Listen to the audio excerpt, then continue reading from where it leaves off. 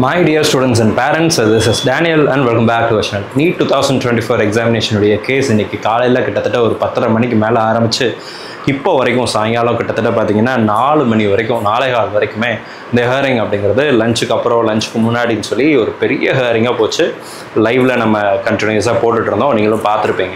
இன்றைக்கி நிறைய விஷயங்களை பற்றி விவாதிச்சாங்க. அதில் இப்போதைக்கு at the end supreme court என்ன சொல்லியிருக்காங்கன்னு சொல்லி கேட்டிங்கன்னா, the final hearing will be on Monday and Tuesday-குள்ள மேக்ஸிமம் எல்லாத்தையுமே முடிச்சிடலாம்ப்பா அப்படின்னு சொல்லிட்டு சொல்லியிருக்கிறாங்க. ஸோ இதுதான் இப்போதைக்கு இருக்கிற அப்டேட்.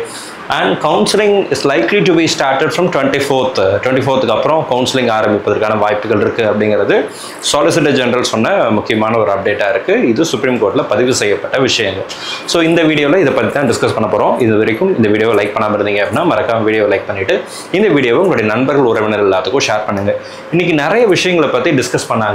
அதில் இன்றைக்கி முக்கியமாக அவங்க சொல்லியிருக்கிறது என்னென்னா, honourable justice, chief justice of India will continue on Monday at 10:30 AM so that we can conclude by noon. We would like to have a copy of Bihar police report.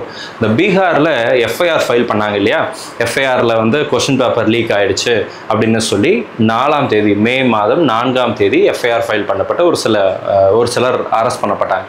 அந்த காப்பியை பற்றி இல்லை அந்த FIR பற்றி கோர்ட்டில் hearing பேசினதுனால அதனுடைய copy அப்படிங்கிறத கேட்டிருக்கிறாங்க. அது இல்லை அப்படிங்கிறதுனாலையும் இன்னும் சில விஷயங்கள்லாம் இருக்குது, ப்ளஸ் டைமும் ஆயிடுச்சு அப்படிங்கிறதுனால இந்த ஹியரிங்கை இன்றைக்கி வந்து போஸ்ட்போன் பண்ணி நெக்ஸ்ட் மண்டேக்கு கொடுத்துருக்குறாங்க. ஸோ மண்டே அப்படிங்கும்போது நமக்கு வருகிற திங்கட்கிழமை நமக்கு இந்த ஹியரிங் அப்படிங்கிறது வரும். அண்ட் அந்த மண்டே அப்படிங்கிறது தான் நமக்கு வந்து ஃபைனல் ஹியரிங்காக இருக்கும் அப்படிங்கிறதும் கூட ஓரலாக அவங்க சொன்ன சில விஷயங்களாக இருக்குது. And if counselling can be ஸ்டேட்னு சொல்லி நமக்கு வந்து பெட்டிஷனர் தரப்புலேருந்து அட்வொகேட்ஸ் லாயர்ஸ் பேசும்போது சொலிசிட்டர் ஜெனரல் சொன்ன விஷயம் என்ன, counselling will take 2 to 3 months எடுக்கும்.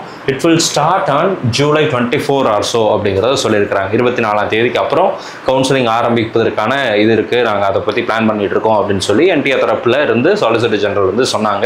ஸோ இதெல்லாம் ரெக்கார்டில் இருந்த விஷயங்கள், இதெல்லாமே ஓவரலாக சொன்ன விஷயங்கள் தான்.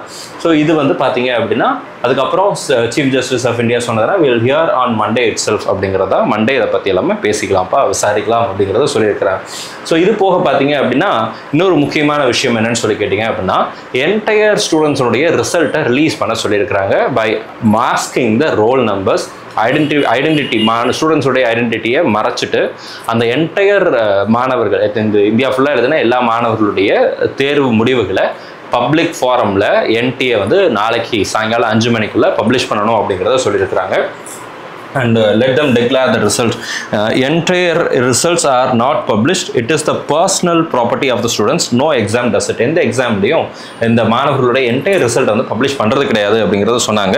அப்போ சொன்னாங்க, why can't you have a dummy roll numbers அப்படிங்கிறத வந்து சீஃப் ஜஸ்டிஸ் வந்து கேட்டாங்க. ஸோ அதை வச்சுட்டு அவங்க என்ன சொல்லியிருக்காங்க அப்படின்னு சொல்லி கேட்டிங்க அப்படின்னா, மாணவர்களுடைய தேர்வு முடிவுகள் டிரான்ஸ்பரன்சிக்காக இவ்வளோ இது வந்ததுனால, இவ்வளோ கேள்விகள் கன்ஃபியூஷன்ஸ் எல்லாம் வந்ததுனால இந்த டிரான்ஸ்பரன்சிக்காக நம்ம வந்து the petitioner have submitted that it would be appropriate if the results of the NEET 2024 examination published on the website so as to bring some transparency in the center wise. அப்போ centre wise, city wise மாணவர்கள் எத்தனை பேர் எழுதுனாங்க, அதில் அவங்களுடைய mark என்ன அப்படிங்கிறது எல்லாத்தையுமே தெளிவாக போடணும் அப்படிங்கிறத வந்து சொல்லியிருக்கிறாங்க.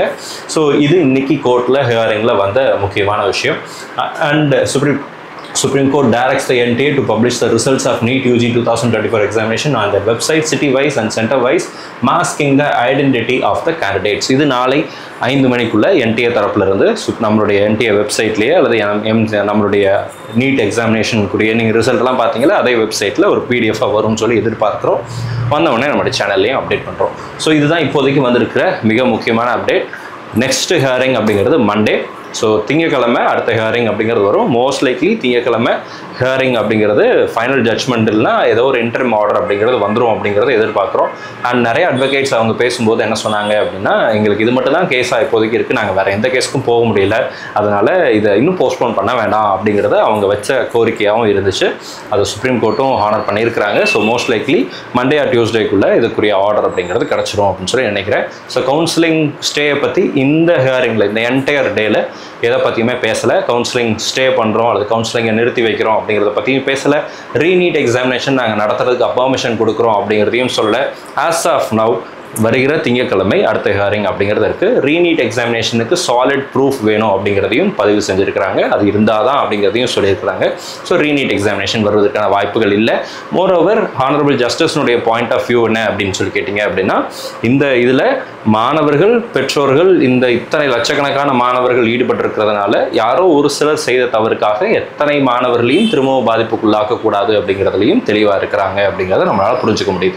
ஸோ இந்த வீடியோ உங்களுக்கு யூஸ்ஃபுல்லாக இருக்கும்னு நினைக்கிறேன். Next hearing and final hearing will be on Monday. So யூஸ்ஃபுல்லாக இருக்குது அப்படின்னு நினச்சிங்க அப்படின்னா மறக்காமல் வீடியோவை லைக் பண்ணிவிட்டு, கவுன்சிலிங் 24ஆம் தேதி ஆரம்பிக்கும் அப்படிங்கிற சந்தோஷமான விஷயமும் இந்த ஹியரிங்கில் கடைசியில் நமக்கு வந்து கிடச்சிருக்கு. ஸோ இந்த வீடியோ உங்களுக்கு யூஸ்ஃபுல்லாக தான் இருக்கும்னு நினைக்கிறேன். யூஸ்ஃபுல்லாக இருந்துச்சுன்னா மறக்காமல் வீடியோ லைக் பண்ணிவிட்டு உங்களோட ஃப்ரெண்ட்ஸ் அண்ட் ரிலேட்டிவ்ஸ்க்கு ஷேர் பண்ணுங்கள். All the very best and thank you so much.